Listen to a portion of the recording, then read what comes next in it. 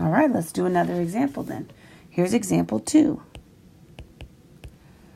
We want to consider the following piecewise function where f of x is equal to x plus 2 if x is less than or equal to 0 and 1/2 x squared if x is greater than 0. So I have this piecewise function.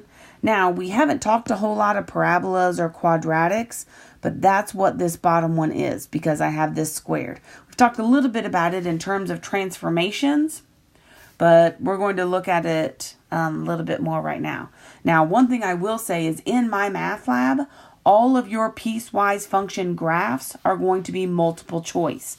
However, whenever I have you do a piecewise function on a quiz or a test, it's going to, well, I guess a test is the next thing, right? You're going to have to actually draw it out. All right. I will tell you though, I'm not going to give you a quadratic on your test. I'll only give you lines, and we're going to do another example with lines just so you know. But this way, we know enough about transformations. You have a homework problem that has a part quadratic in there, and you'll be able to look at it with what you know about transformations and pull that off, right? So think about that aspect to it. Okay, cool. So for now, let's check this out.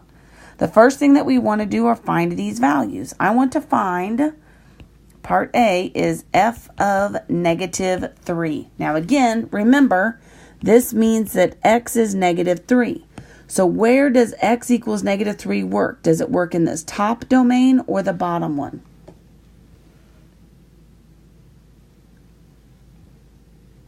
Top one, good. Because this is where all the x values are less than 0. So I'm plugging this in, -3 plus 2, because whenever I'm looking at this x is less than 0, that's what fits this criteria. All right. So f of -3 is actually equal to -1. So there's a point on my graph. Part B asks, what is f of 0? Now here we are again with looking at this parameter. Which one does this go to, the top one or the bottom one, and tell me why? Excuse me. The top one because it's or equal to. So my criteria says that this is equal to 0. It's an or equal to. So then this is going to go with the top one. Good. 0 plus 2. So f of 0 is 2. Cool. What about f of +3? This is part C. Top or bottom? Bottom, because 3 is greater than 0. So then I'm going to plug this into that bottom value. So you have 1/2 times 3 squared. So that's going to give me a 9/2, right? So because I'm graphing this, I'm going to go ahead and change this into a mixed number and give that a 4.5. Just because it's easier to graph, but that's really my value. Cool. So then that's our next thing that we're going to talk about. We want to sketch this graph. If f is continuous on the domain, what does that look like? So let's do this thing. I know that my graph, I'm going to put it right here.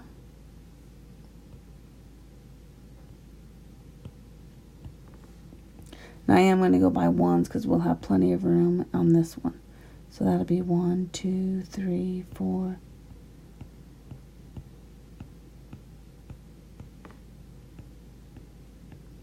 That way we know, all right?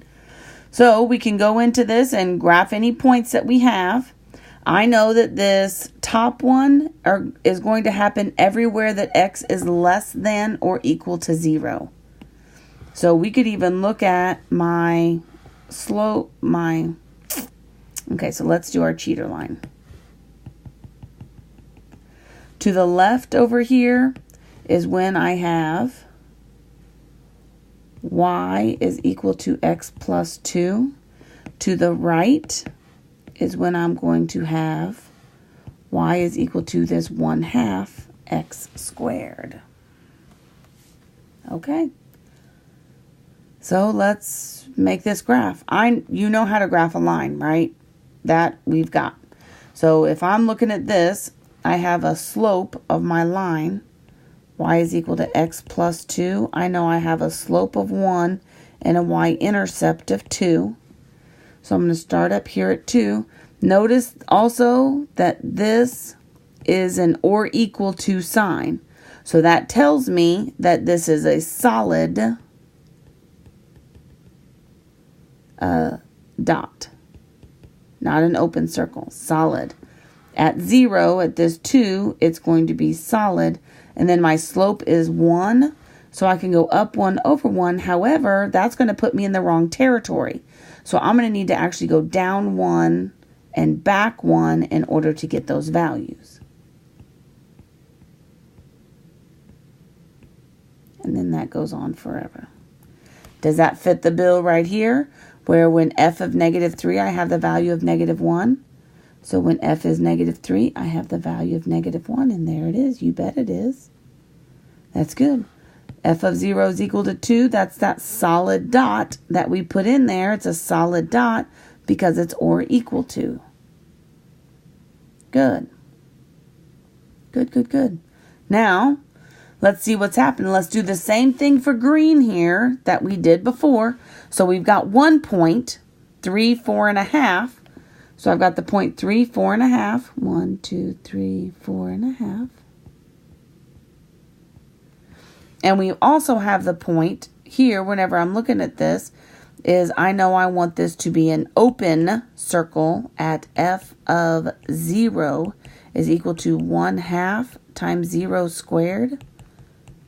So I get the point 0, 0, and that's going to be that open circle. And it's an open circle because of this less than symbol. It's not equal to because that's that function. So I have this point here of 0, 0. Now you can always plug in more points because it's a quadratic just so that you can see kind of what's happening there. So let's make a t-chart for my y is equal to this 1/2 x squared. I know I've got the point 0, 0. If we have the point 1 and you plug that in, y is equal to 1/2 times 1 squared. You'll get a 1/2.